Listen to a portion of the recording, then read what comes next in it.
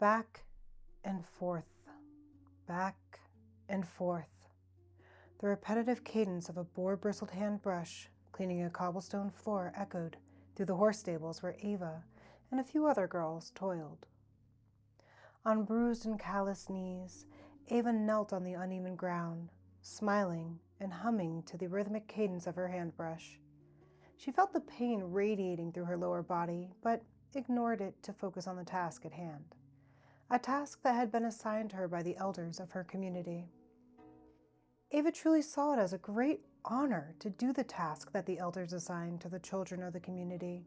She even preached to the younger children of the village how important it was to follow the leadership of the elders. In fact, all of the children felt the same way. Many of them were competing to see who could do their jobs best, never needing reinforcement or correction from the community elders and adults that the children felt compelled to please. There were many different assignments that the children carried out, all of which were divided based on age of the children that would carry them out. The children under the age of 11 attended day school, where they learned basic skills to help them with life once they started working around the village. Starting at age of 11, the children transitioned into their rotating assignments, usually beginning with simple tasks like picking weeds from the field so the crops could breathe, and then moving on to things that would return a higher yield. Children around Ava's age, 16, dealt with the more tedious and demanding tasks. Her tasks were such as planting the fields and maintaining the stables. Every couple of years, the children would enter a new age bracket and receive a new task, all the way to adulthood around the age of 19, when they would then be expected to marry and start a family of their own. Ava looked forward to entering the next age bracket at 17, partially because it was the last age bracket before she reached adulthood, but also because she was excited about the next task she would be assigned. The assignments for the older children carried more responsibility and prestige among the community.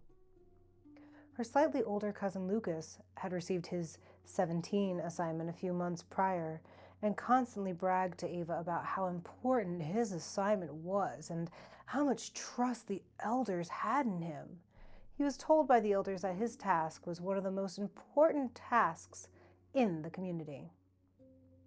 He was responsible for helping to maintain and guard the great barn that stood in the middle of the village square, attached to the great hall, where they held communion every fortnight. He was told to protect the great barn from all things that could harm it, whether that be man, vermin, or the elements. He was even told that if need be, he should let the great hall burn to the ground if it meant saving the great barn, because the barn held the legacy of the village. While Lucas was never actually allowed into the great barn, the task alone allowed him to hold a moral and social superiority over Ava. Every night, Ava watched her cousin proudly walk to the great barn while she prepared for bed. One night, while Lucas was fumigating the outside wall of the great barn, he was pulled away from his duties by his friends who loved to speculate about what was behind those doors. What started as the usual conversation about two-headed sheep and secret crops soon turned into conspiracies about the elders hiding advanced technologies and personal riches. Hours later, the morning bell rang in the village, indicating the end of night and the beginning of a new day. And at that moment, Lucas panicked because he realized that he had not gotten all of his work done that shift. He knew his superior would be displeased and possibly recommend a demotion if he found out. Ultimately, Lucas decided to lie about the progress he made because, realistically, there was no way his superior could know how much of the barn Lucas had actually sprayed.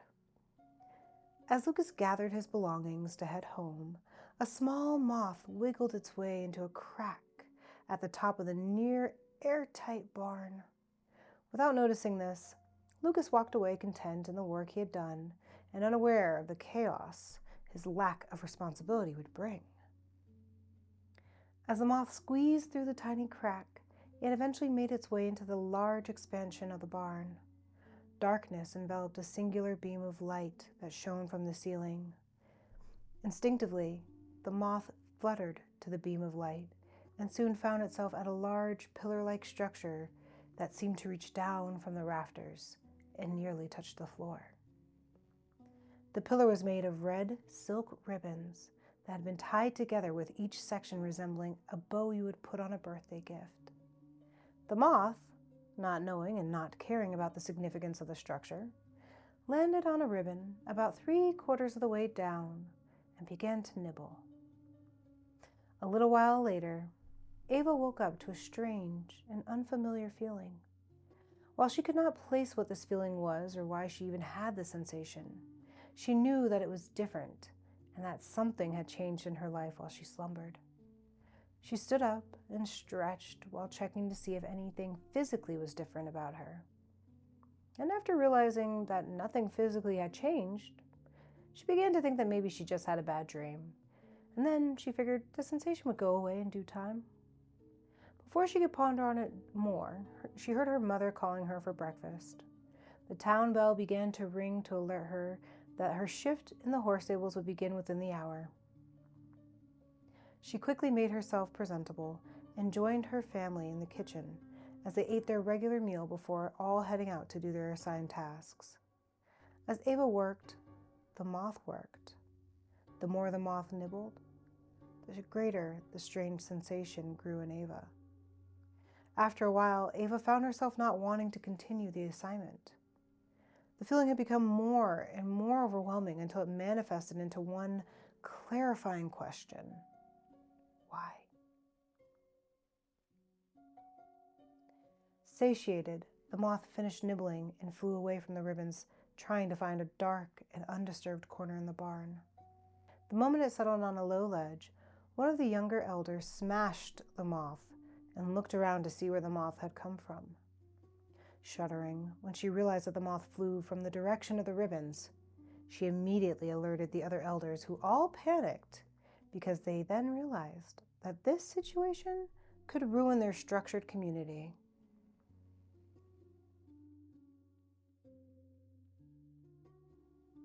The lore of the ribbons ran just as deep as the history of the village. Many years before Ava was born, the original 20 elders and their families that followed them found their way to where the village now stood. They were in search of a new land where they could live in a new way. These elders considered themselves purist in regards to their traditions and grew tired of the people in their former village, especially the younger generation, not strictly respecting those traditions. According to them, young kids ran around the village, ignoring their few responsibilities and disrespecting the elders. These 20 elders gathered the other elders of their previous village in hopes of finding a way to correct the bad behavior of the children, even proposing using a long-forgotten ritual that would temporarily take away the autonomy of the children. While the majority of the remaining elders outvoted them, these 20 and their followers left their old village to start the new one. Before building any houses or establishing any agriculture in this new area, the original elders built the great barn and started the obedience ritual by chanting an incantation, while tying ribbons together that represented each elder and their followers. They hung the ribbons from the highest point inside of the great barn, starting with the oldest and cascading their way down to the youngest among them. From then on, new ribbons were tied for babies during the last few weeks of pregnancy. The incantation bound the people to their ribbons, and each ribbon's place in the hierarchy determined the level of influence the one person had over the other. Unwittingly, the villagers were spellbound to obey anybody above them without question, and they had the same influence over the people below them. As a measure of caution, the oldest of the original elders forbid anyone from using this influence for devious or malicious purposes. The elders were to only use this influence to further the betterment of the village. This wasn't a request reinforced by the incantation, but one that was turned into a tradition itself that wouldn't be broken, because that would mean all traditions were able to be broken. At the present moment in time, the elders stood around the pillar of ribbons trying to figure out how to fix Ava's ribbon. The construction of the pillar meant that the weight of the ribbons belonging to all of the children in the village that were younger than Ava hung to hers, by only the strongest thread left. Handling the ribbon could potentially cause the remaining thread to snap. Furthermore, because it had been so long since the incantation had been spoken, the elders didn't know what unintended consequences would occur if they did mess with it. Frustrated, the elders started to argue about what this could mean. Some brought up how Ava was unruly even in the womb before the ribbon was tied. They felt she might be naturally rebellious. They feared that she would choose to lead the kids younger than her in a way that didn't fit their traditions. Some of the elders were worried because they knew that this was why the originals were forced to leave their village. Other elders worried about what would happen if they tried to leave the village. Would the incantation force them to stay? Or would this completely break the incantation? After arguing for a while, it was decided that Ava should be monitored for any behavior change, and it was decided to keep her away from the younger children. Meanwhile, Ava was still at the horse stables trying to get past the intrusive question of why, and trying to focus on her excitement. While her role was no more important than any of the other 16-year-olds in the horse stables, she didn't want to be the reason the stable wasn't spotless for the daily inspection. However, the question was so intrusive, so invasive, that she was not able to focus properly. While in a daze, Ava didn't notice that one of her superiors were approaching her until it was too late. The older woman scolded Ava in front of the other teenagers, even telling her that the great elders looked down in disgrace on children who didn't complete their assignments. Still in a daze, Ava barely reacted to the increasingly aggravated lady. Bewildered by being ignored, the older lady screamed at Ava to get back to work. But before Ava could stop herself, she looked up at the superior, and she asked, "Why?" The stable fell silent as the other children stopped brushing the floor, and the adults, including the elders sent to watch Ava, stood in shock as their minds raced to find the appropriate response. None of them had ever been questioned by a child before, so they never had to actually discipline disobedience. Still not fully realizing what she had said, Ava looked around at all of the shocked faces and became very nervous. The anxiety and uncertainty of the situation felt heavy. After all, none of the children really understood the negative consequences to their actions because they never disobeyed the elders, so there was never a reason to be punished. In fact, before this very moment, this village had never experienced social adversity. The anxiety grew heavier and heavier for Ava, so before anybody could gather a word to say, she ran out of the stables to hide from this new reality.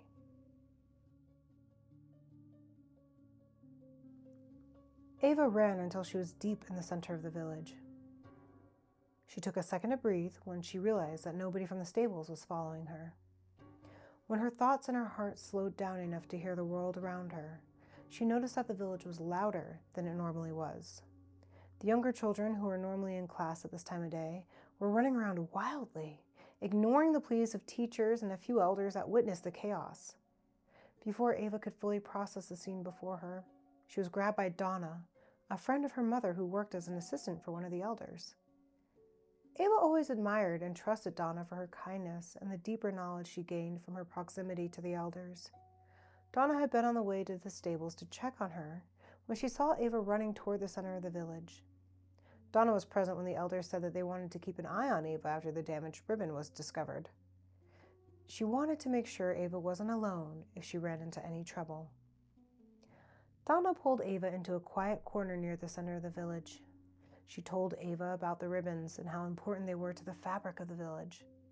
Donna explained the power the ribbons had over the village, and how the elders believed the power of the ribbons was sacred, and anything that threatened that power should be destroyed. Donna feared that anything also included children in a devastating situation like this one. Ava asked why her mom didn't tell her about the ribbons and the true source of that influence that the elders had. Donna told her that most of the adults in the village didn't know the truth. The elders protected the adults from the truth that were not voted into eldership because any of them could use the ribbons to take over the village as it was only a matter of honor to not impose contemptuous or malicious actions onto others. And with power cascading downwards, anyone could attempt to disconnect from the elders and compel people with their ribbons below theirs. Ava was angry about this and wanted to run home, but Donna stopped her and told her that the elders would be looking for her there, and her parents would have to let Ava be taken if they were told to. Donna wanted to take Ava to her house because no elders would think to look for her there. However, if they did, Donna would also be compelled to turn her in if told to. So she told Ava to run if Donna started acting weird. Otherwise, Donna promised to keep her ears open so she could help Ava until things were figured out. Ava asked Donna what would happen to the younger children because they were just as severed from the elders as she was. Donna said the parents of the children would initially struggle to discipline them and would struggle to control their kids as individuals because they had never had to do the practice. But eventually the young children would be persuaded to obey by the growls of their stomachs. Donna also explained that the elders were not threatened by younger children because while they wanted autonomy, they had no idea how powerful that concept was. As they made their way towards Donna's house, they unfortunately ran into a group of elder assistants and one of the younger elders. They were looking for Ava, and the elder believed that she should be locked away, or worse. He believed that if she were out of the way, the younger children would once again be influenced by the elders, even with there only being a single thread connecting Ava's bow to the elders. Donna began to argue with the group on behalf of Ava, saying that she should be given a chance to show her kind-hearted nature before she's condemned for the fears of the elders. The elders shut down Donna's argument by ordering her to grab Ava, which she then had to obey because she was younger than him by a few years. Before Ava could react, Donna grabbed her and held her while the other assistants approached. Looking for any way out of the situation, Ava saw a few of the younger children that were causing trouble earlier. Remembering what Donna said about the influence Ava should have over the younger children, she shouted to the children and told them to get as many of their friends to help. "Please, help me escape." The children immediately ran off to look for help. Seeing this, the elder became furious because this was exactly what he was afraid of. He made his way over to Ava while using some foul language that Ava had only heard once before when a horse kicked one of the adults that was delivering a message to the supervisor of the horse stables. He grabbed Ava while pushing Donna out of the way. Donna stepped aside with tears in her eyes as he started to lead Ava away. Before they could take Ava too far, the children returned with a couple dozen of their friends and a few teenagers that they saw hanging around. As soon as the elder saw them, he screamed at them to leave the area and not to intervene. However, none of the kids moved, indicating that they were also severed from the influence of the elders. Seeing this, Ava cried out to the children and demanded that they help her escape. The kids immediately jumped into action, with the older ones going straight for the elder. The assistants, including Donna, were grabbed and held by a dozen children each. Once Ava was free from the grasp of the elders, she realized that the other teenagers were punching and kicking him. Not wanting to seriously hurt anyone and worrying about Donna, Ava commanded the kids to stop and run away with her. The elder was in no shape to command anyone to stop them. Over the next few hours, Ava and several of the kids hid from the elders by staying on the move around the village, picking up more children on the way while some of the children from the group were captured. By this point, the elders had ordered for all children under the age of 16 to be captured, even by siblings, and taken to the great hall where the elders could more easily keep an eye on them. The children that were there with Ava started to worry about what those elders were doing to the other kids. Most of the teenagers wondered why the older kids wanted to capture them so badly. Some of the kids wanted to attack the adults the same way they had attacked the elder that grabbed Ava. Thinking of the elder she had encountered and how the other teenagers hurt him, Ava did not want them to do that to anyone else. But she wondered how she was supposed to get everyone to listen to her when she had never had to do that before, and all the kids had their own feelings about the situation. She briefly thought about using her influence to get them to calm down, but she was sickened by this thought and felt horrible that it even crossed her mind for a second. At that moment, she decided that the kids should have the opportunity to make a decision for themselves. Ava told the other kids what she knew and apologized for what she had them do to the elder. She promised to never use her influence over them again, and learning the truth, the kids were confused and upset that their lives had been a lie. A few of them decided that the control that the elders had should be stopped. One of them strongly suggested that they should burn the ribbons. This sentiment got all of them excited in a way that felt dangerous to Ava. Ava agreed that the ribbons should be destroyed, but she expressed to the group that it should be done with words, not fists, because that was the only way the problem could be solved in a good manner. She reminded everyone that even the adults were not truly aware of the fact that they were being controlled. They were also forced to help the elders capture kids. After some argument, the children agreed with Ava and decided to let her speak for them because they trusted her voice in the situation. With everyone finally in agreement, the group walked directly to the Great Hall. The group was slightly unnerved by the fact that they did not encounter any villagers on the way. The first person they saw was Donna, who was standing just outside of the Great Hall. Before Donna could apologize to Ava for what had happened earlier, Ava hugged her with tears in her eyes. Both expressed gratitude that the other was safe, and Donna explained to Ava and the group that the elders expected them to make their way to the Great Hall eventually. Partially because they knew the kids would miss their families, but also because everyone that knew Ava convinced the oldest elder of her kind-hearted nature, sharing their stories about how Ava always wanted to bring people together rather than tear them apart. Donna and Ava led the group to the Great Hall, walking past the villagers and making their way to the stage where the elders were waiting for Ava. After greeting her, the head elder in charge, named Elder Ron, pointed to the battered and bruised man that grabbed her earlier and asked if she knew who he was. Ava explained how she encountered him earlier, but did not know his name. Elder Ron told Ava that this man's name was Elder Troy, before chastising Elder Troy for attacking Ava without even telling her his name and approaching her with kindness.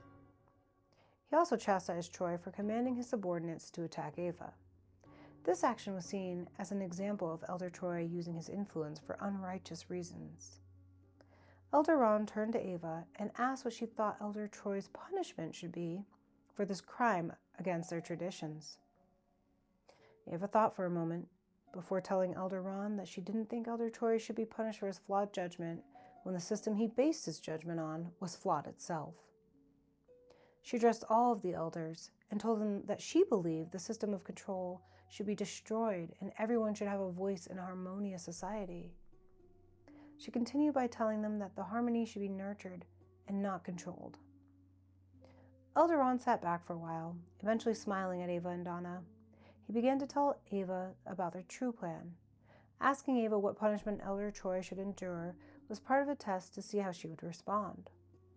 Ava's answer demonstrated how the younger generation could show more compassion and leadership in their actions than even their elders. For some time, the majority of the council had questioned if the old ways of influence should be dismantled in favor of a more natural balance in their society. Elder Troy's actions strengthened their fears about a villager working their way to elder status just to control the village for their personal ambitions. This was, of course, against the entire reason for starting the village. Elder Ron then addressed the other elders to raise a vote to discontinue the old ways of influence. All, including Elder Troy, agreed. Elder Ron turned to the rest of the village and asked them to follow him into the Great Barn, a place that none of them had been allowed in previously. He showed everyone the massive pillar of red boughs that descended from the very, very tall ceiling. When Elder Ron ordered for the lights to be turned on, the true mass of the pillar could be seen. The run of the ribbons extended far into the rafters and snaked through the rafters all the way to the first ribbon that was tied. Elder Ron smiled at his fellow villagers and began to tell them about the purpose of the ribbons, while some of the elders' assistants began to untie the ribbons. one by one.